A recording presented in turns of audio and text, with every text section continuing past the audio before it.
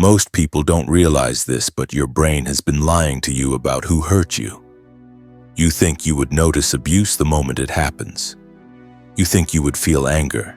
You think you would leave. But what if the most dangerous manipulation doesn't feel like pain at all?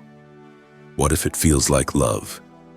This is a true story about how a narcissist gaslit a woman for 2 straight years. Without ever raising his voice, without threats, without obvious cruelty. And that's why it worked. Because gaslighting doesn't destroy your life overnight. It quietly rewrites your reality, your relationships, your habits, even your confidence. All of it is influenced by this one psychological pattern. And once it starts, you don't even realize you're losing yourself. Most people stop here. And that's the biggest mistake. Because the most dangerous phase of gaslighting isn't confusion. It's when you start defending the person hurting you. Here's the painful part. Your brain chooses emotional comfort over truth every single time. Unless you force it to change. This woman didn't stay because she was weak. She stayed because her brain was being trained. At first, it was subtle. He would forget things he clearly said, then deny them calmly. You're too sensitive. That never happened. You're remembering it wrong. At first, she laughed it off, but slowly, her confidence in her own memory began to crack. And this next part explains why she didn't leave. Even when she knew something was wrong, your mind thinks, if I just explain better, he'll understand. But the reality is, and understanding was never the goal. Narcissistic gaslighting works by creating cognitive dependency. Every argument followed the same pattern. She would bring up something that hurt her. He would stay calm, almost gentle. Then he would flip the script. Why are you attacking me? Why do you always start fights? I'm the one walking on eggshells. Slowly, the conflict stopped being about his behavior and became about her character. She started apologizing for emotions she didn't choose. She started questioning reactions that were completely normal. Her brain adapted. Because when confusion hurts less than confrontation, the brain chooses confusion. Here's the truth you've been avoiding.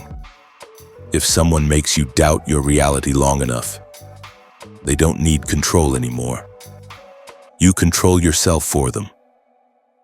After 1 year, she stopped trusting her instincts. After 2 years, she stopped trusting herself. Friends noticed she had changed, quieter, more apologetic, always explaining his behavior before anyone asked. That's just how he is. He had a rough childhood. He doesn't mean it. This is called trauma-bonded rationalization. Your brain bonds to the person who hurts you because relief only comes after pain. Every time he was kind again, her brain released dopamine. Relief felt like love. Silence felt like peace. And slowly the gaslighting rewired her nervous system. The moment she woke up wasn't dramatic. It was small. She caught herself apologizing for something she didn't do, to someone who wasn't listening.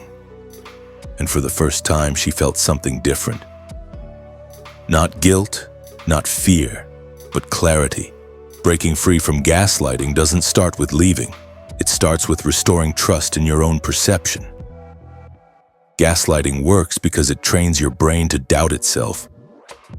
So the solution isn't confidence, it's clarity. Write things down, not to prove anything to them, but to anchor reality for yourself. When facts stop shifting, your nervous system calms down.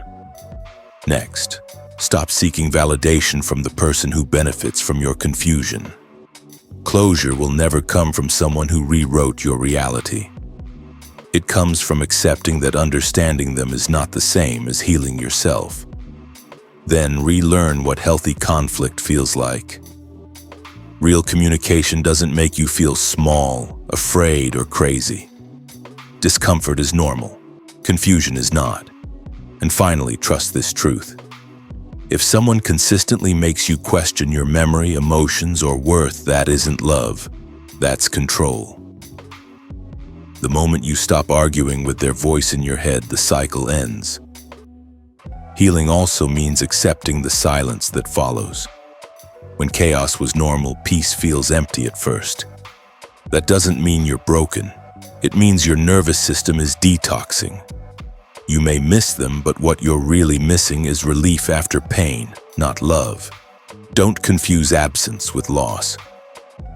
Clarity grows quietly, not dramatically. And one day you'll notice you no longer explain yourself, no longer defend your reality, and no longer question your worth. That's when you know you're free. If that helped, subscribe. Human decode to protect your mind.